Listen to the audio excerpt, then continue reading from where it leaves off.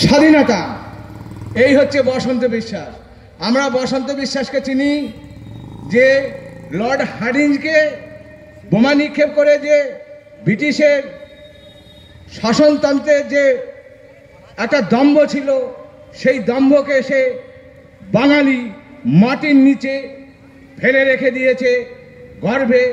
তাদের আজকে সেইখানে শেষ ঘটনা ঘটিয়ে দিয়েছে। সেই হচ্ছে বীর মাতার এই মাটি সন্তান বসন্ত বিশ্বাস। বসন্ত বিশ্বাস শুধু এই বাতকুল্লা কদমতলা নদিয়া জেলাকে গর্বিত করেনি, গর্বিত করেছে গোটা ভারতবর্ষকে, গর্বিত করেছে সারা পশ্চিমবঙ্গকে, সর্বোপরি গর্বিত করেছে বাঙালিকে। বাঙালি মানে স্বাধীনতা, বাঙালি মানে বিপ্লব, বাঙালি মানে প্রতিবাদ। তাই আমি বলছি, এখানে বলার জন্য আমাদের তরুণ বিশ্বাস মহাশয়, উনি সব কথা বলবেন। আমি খালি চন্দননগর প্রবর্তক সংঘ এবং আমি young men cultural association, Chandannagar young men cultural অ্যাসোসিয়েশনের পক্ষ থেকে আমি খালি দুটো কথা বলবো।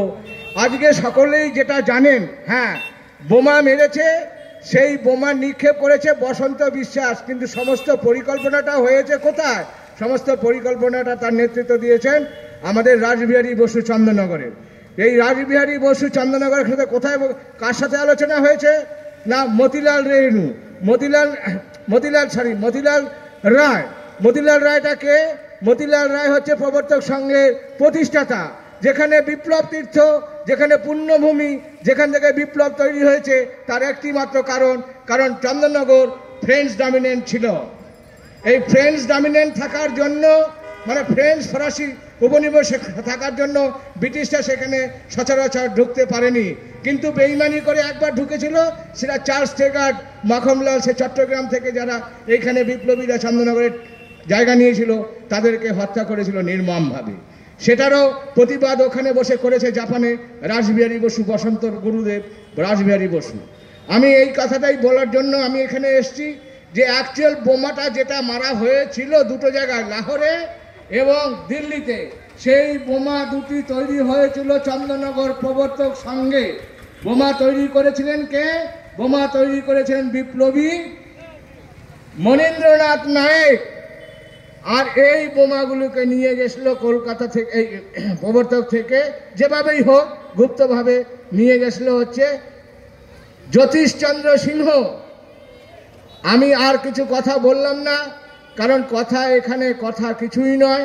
আমরা আমাদের বাঙালিরা গর্ব করতে হবে, আমাদের বীর বিপ্লবীদের নাম বারবার করে বলতে হবে, আমার সন্তান সন্ততিদের, আগামী প্রজন্মদের বারবার করে বলতে হবে তাদের কীর্তি, তাদের ইয়ে। আর এইটা যতক্ষণ আমরা না প্র্যাকটিস করব, তখন আমাদের মধ্যে থেকে অনেক ধরনের লোক আছে যারা এইগুলোকে, এখন তো মানে এমনি হয়ে গেছে, স্বাধীনতা এমনি হয়ে গেছে। এখন এই বিপ্লবী কার্যকলাপগুলোকে একটা সুচতুরভাবে এটাকে ওই কার্যকলাপ, সন্ত্রাসবাদ কার্যকলাপে আখ্যা দিয়ে দিচ্ছে। সন্ত্রাসবাদ কার্যকলাপ আলাদা জিনিস।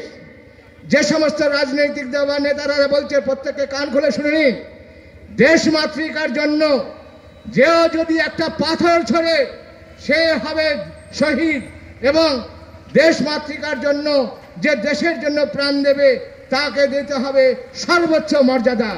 এই মর্যাদার অধিকার বসন্ত এবং এখানে নিচে আরো আছে 41 জন, এবং যারা নাম পাওয়া যায়নি, যারা অদূর, যাদের কোনো ঠিক ঠিকানা নেই, এরকম অজস্র মায়ের কোল খালি হয়েছে, অনেক বধূর সিঁদুর মুছে গেছে, তারাও এই শহীদের দরজা পাবে, এই শহীদের সম্মান পাবে।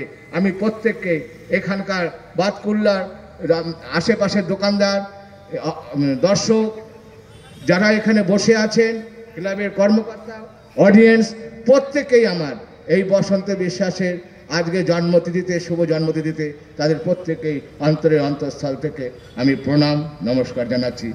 জয় হিন্দ, বন্দে মাতরম, বন্দে মাতরম।